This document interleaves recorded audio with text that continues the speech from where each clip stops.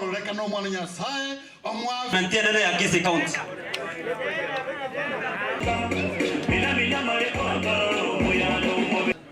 Bas, sikawocha asa ke ndwa ke bono.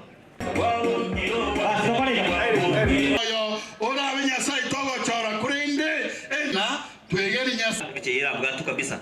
Mubekira sole otobere onsi itukotura Na ino mwachire buya ngo abareke sana.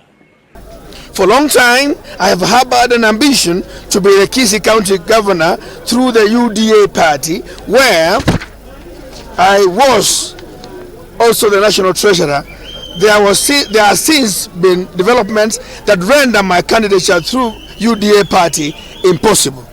After considerable reflection and consultations with my people in Kisii County, national leaders, family and friends, my political future and ambitions must be sufficiently addressed, cannot be sufficiently addressed by the UDA party. I therefore immediately resign as a party member and as a treasurer. I continue talking to other political players with a view to finding political suitors that align with my vision for Kenya and that will respect the ethos of inclusivity by crafting a future that weaves a fabric that appreciates every Kenyan's dream and aspirations.